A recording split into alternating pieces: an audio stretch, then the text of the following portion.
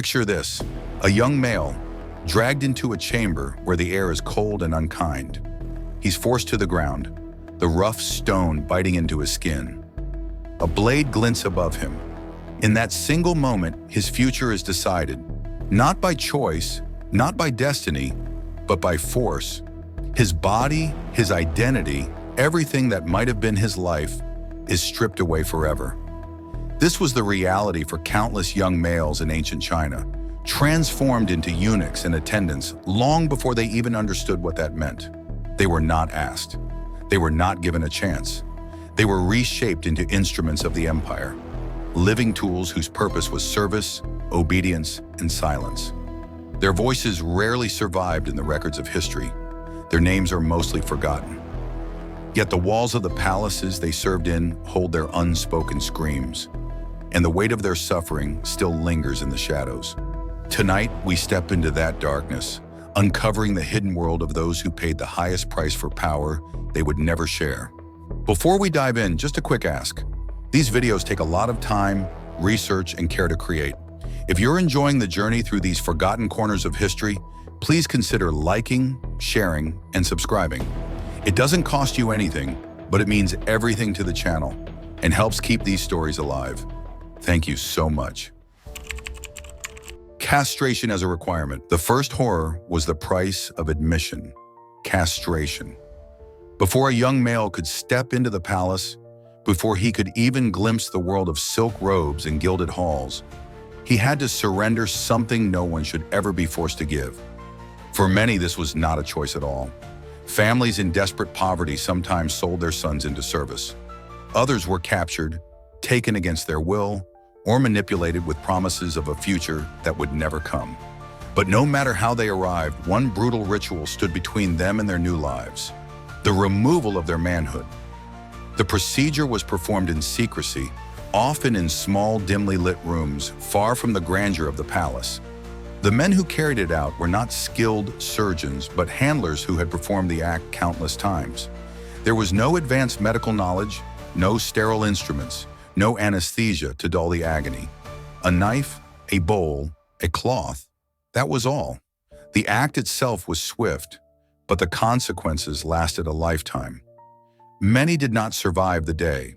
The human body could not easily withstand such trauma. Some bled to death within hours, while others lingered in fever and infection, dying slowly as their handlers looked on. Survival was as much luck as it was endurance, and those who survived did so at a terrible cost. Their bodies bore scars that never fully healed. The absence of hormones altered their growth, leaving their frames slight, their voices often unnaturally high. They were trapped in bodies that marked them forever as different, as less than whole. Every time they looked at their reflection, they were reminded that they no longer belonged to themselves. But perhaps the greatest cruelty was not physical, but social. In a world where manhood was tied to strength, lineage, and the continuation of family, eunuchs were stripped of their identity. They could never father children. They could never continue their family's bloodline. For many, this was not just a personal loss, but a cultural erasure. In China, where filial duty and honoring one's ancestors were sacred obligations, to be cut off from the possibility of descendants was to be cut off from immortality itself. A eunuch's family line ended with him, and in the eyes of society, this was a tragedy worse than death. And yet, to the emperors and nobles who demanded their service, this brutal act was not seen as cruelty at all. It was seen as necessity. A castrated man was safe in the palace. He could not father illegitimate heirs, could not threaten the dynasty with a secret bloodline. His only loyalty was to the emperor, because his entire future, his entire survival, depended on the favor of the court. Eunuchs were, in a twisted way, considered trustworthy precisely because their bodies had been mutilated. This was the dark logic of the palace. To ensure obedience, the body itself was broken. To guarantee loyalty, the possibility of a normal life was stolen. The young male who entered that room with a future walked out with none. From that moment on, he belonged not to himself, not to his family, not even to his god or ancestors, but to the emperor alone. Survivors carried this burden for the rest of their lives.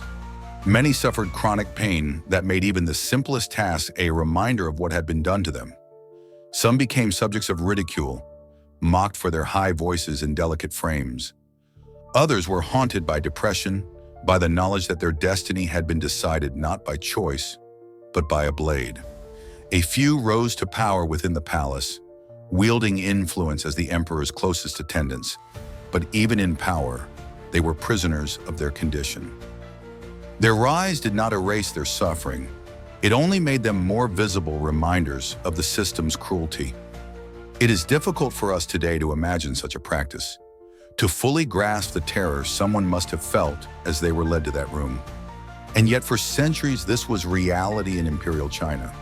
It was a system sustained not by compassion or dignity, but by fear and control. The horror of castration was not just the act itself, but the message it sent, that a human body, a human future, could be sacrificed for the convenience of those in power. That suffering could be institutionalized, normalized, and accepted as the price of empire. For the eunuchs, every breath after that day was borrowed time. Their bodies were reshaped into tools of service, their identities rewritten by force, their humanity reduced to usefulness. They were no longer fully themselves, not fully men, but something in between, a living testament to how far human cruelty can reach when power is unchecked. And in that silence, in the walls of those palaces, countless young males endured a fate that still echoes through history. Not as heroes, not as rulers, but as the forgotten shadows that held up an empire at the cost of everything they were. Loss of identity and autonomy. But the blade took more than flesh. It took away identity itself. Once a young male was transformed into eunuch, he was stripped of the most fundamental parts of his existence. His family name, the very marker that tied him to generations before him, was severed. He could not marry. He could never father children. His bloodline, his ancestry, his place in the world, all of it ended in a single act that no amount of loyalty or service could undo. From that moment on, his life no longer belonged to himself. It belonged to the palace. A eunuch's very breath was dictated by the emperor's household. His bed, his clothing, even the smallest details of his daily existence were controlled. He did not eat when he wished, nor speak when he pleased. His every movement was bound by duty, and his only freedom was in how well he obeyed. Disobedience was unthinkable. Dreams of another life were impossible. In imperial China, where family and descendants defined a person's worth, eunuchs became something far more haunting than mere servants. They were living ghosts, men who could never be fathers, sons who could never return home, servants condemned to walk through gilded palaces with their shadows stretched thin, belonging everywhere and nowhere at once. To be cut off from family was to be cut off from one's roots. In a society built upon the Confucian values of filial duty, the ability to continue the family line was sacred. To honor one's ancestors with descendants was seen as the highest duty of a son. For eunuchs, this sacred obligation was shattered. They could not fulfill it. They could not pass their family name into the future. For their relatives, their transformation into eunuchs was often a source of grief, shame, or silence. Many families never spoke of them again. Some even erased their names from household records, treating them as if they had died the day they entered the palace. And in a sense, they had. The young male who walked into the chamber before the operation was not the same person who walked out. His old self had been extinguished. The ties that bound him to his ancestors were gone, and the path forward was dictated not by his will, but by the demands of the court. What remained was a shadow of a man existing for the empire, yet denied the most basic human experiences of love, legacy, and belonging. The palace reinforced this identity loss with relentless control. Eunuchs were stripped not only of their futures, but also of their individuality. They were assigned roles, uniforms, and routines that left no room for personal choice. The grand halls of the Forbidden City might have shimmered with gold and jade, but for the eunuchs, those walls were a prison. Behind the grandeur was an unyielding system of control designed to break them into obedience. Their voices rarely echoed in the chronicles of history. When they did appear, it was often not as men with lives, hopes, or struggles, but as nameless attendants to emperors, shadows hovering in the background of power. Even those who rose to prominence, those rare few who wielded influence in the court, were always remembered as eunuchs first and men second. Their identity was forever chained to what had been taken from them. And with this erasure came a cruel paradox. Eunuchs were both indispensable and despised. The emperors trusted them precisely because they were cut off from family and legacy. They had no heirs to threaten dynastic succession. But society at large looked upon them with suspicion and disdain. To the common people, they were unnatural, figures who existed outside the order of life and death, family and lineage. Eunuchs occupied a liminal space, neither fully part of the world they had left behind, nor fully embraced by the one they now served. Many lived with constant reminders of their condition. Some bore physical scars that ached for the rest of their lives. Others carried the emotional burden of isolation. Ridiculed for their high-pitched voices or delicate frames, they endured mockery even within the palace walls. And beyond ridicule lay an even heavier burden, the quiet despair of knowing that no matter what they achieved, no matter how faithfully they served, their personal identity had been erased. Imagine the weight of waking each day knowing that your very existence had been reshaped by force. Imagine living in a palace of splendor, surrounded by wealth, yet never being allowed to taste freedom, love, or the continuation of your own bloodline. Every mirror, every whispered insult, every lonely night reminded eunuchs that they were not fully men in the eyes of their society. They were tools broken into obedience, their humanity rewritten by the demands of empire. And yet the cruelty lay not only in the act itself, but in its permanence. For a eunuch, there was no way back. There was no hope of reclaiming what was taken.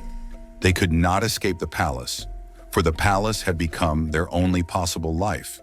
They could not rebuild families, for society would never accept them as husbands or fathers.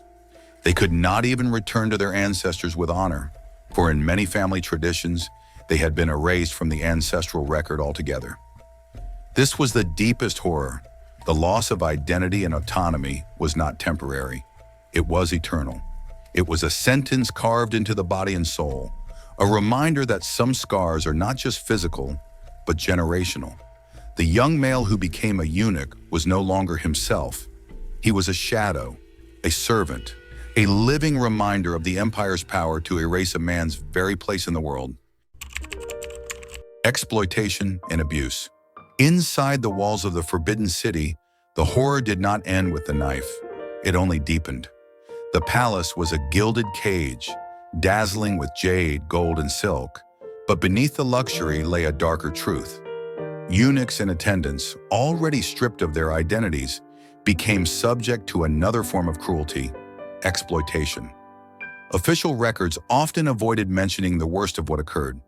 Historians, bound by cultural taboos, rarely wrote openly about what emperors or court officials did behind closed doors. And yet, in scattered documents and whispered gossip, enough fragments survived to suggest a reality far more disturbing than what the polished chronicles reveal. Power in the palace was absolute, and those without power, especially eunuchs and young attendants, were often treated not as human beings, but as possessions, objects to be used, discarded, or silenced. Some emperors wielding unchecked authority kept male attendants not only for service, but for their personal satisfaction. These young males were chosen for their appearance, their obedience, and their vulnerability. They could not refuse. To resist the emperor's will was unthinkable, punishable by death. Their bodies, like their lives, were not their own.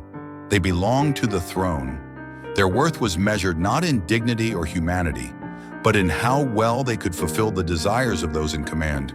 And it was not only emperors who held this power. The palace was also home to empresses, consorts, and powerful imperial women, each navigating their own cages of control. Rumors swirled that some sought companionship in secret from handsome eunuchs or attendants.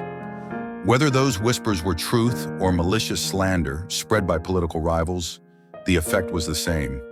The lives of these young males became entangled in stories of lust, betrayal, and scandal. When these tales reached the ears of historians, they were often twisted, suppressed, or erased entirely, leaving us with distorted echoes of what really happened. For the eunuchs themselves, the reality was inescapable. They had no autonomy, no voice, no ability to decide the terms of their existence. The emperor's word was law. The empress's glance could change their fate. The court's desires became chains around their necks. They were trapped in a system where every part of their being, body, mind, and soul, could be exploited. To imagine their suffering is to imagine being surrounded by splendor while living as a shadow. Their days were spent attending to the most intimate aspects of court life, dressing nobles, guarding chambers, preparing baths, and standing silently as others feasted or embraced. And when they were summoned to serve more personal desires, refusal was impossible. There was no escape, no protest, no recourse to justice. The walls of the palace were thick, and what happened inside often stayed hidden within those walls. Some eunuchs, favored by their masters, gained influence and wealth. They wore silks, commanded respect, and stood close to the emperor. But even at the height of their power, they remained reminders of the system's cruelty. Their influence was borrowed, dependent on the pleasure of rulers who could discard them at any moment. Their power came not from themselves, but from their usefulness to those who truly ruled. For others, the palace was a place of humiliation and torment. They became the subjects of ridicule, accused of scandals they could not control, or punished for offenses they could never defend against. Gossip was deadly in the Forbidden City, and eunuchs were often its most convenient victims. One rumor could destroy a life. One accusation could lead to banishment, torture, or execution. They walked on a knife's edge every day, knowing their very survival depended on the whims of those around them. The psychological toll was immense. To live without autonomy is to live without dignity. To be exploited is to be constantly reminded that your existence is not your own. Many eunuchs sank into despair, haunted by the knowledge that their lives were being consumed by a system designed to break them. They were not men in the eyes of society. They were not free in the eyes of the law. They were not safe in the palace that claimed to protect them. They were, in every sense, trapped between worlds, visible yet invisible, alive yet condemned to a kind of living death. Even centuries later, historians can sense their suffering in the silences of the archives. The absence of their voices speaks volumes. The fact that so many of their stories remain unrecorded is not proof of peace, but evidence of erasure. The palace thrived on their silence. The dynasty demanded their obedience. The empire consumed their lives and left behind little more than whispers. This is the ultimate horror of exploitation within the Forbidden City. It was not just physical abuse, but the complete erasure of humanity. Eunuchs were turned into tools, into shadows, into living sacrifices to the desires of others. Whether they were exploited by emperors or accused in slanders involving empresses, their autonomy was always absent. Their lives were always dictated by forces greater than themselves. They lived and died at the mercy of power. And in that mercy, there was no kindness, only survival. Castration, identity stripped away, exploitation hidden behind palace doors. These were the unspoken horrors faced by male concubines in ancient China. Their suffering was systematic, their voices erased by history. Yet if we listen closely, past the silence of centuries, their pain still echoes. Behind every emperor's glory, behind every shining palace wall, there were boys whose lives were stolen, whose humanity was denied. And that is a truth history cannot bury. If you made it this far, thank you so much for watching.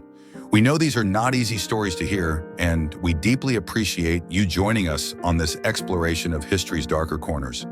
If you found this video insightful, please consider giving it a like, sharing it with others who are interested in untold history, and subscribing to the channel to make sure you don't miss our next chapter. Thank you, and see you in the next episode of Dark Lore.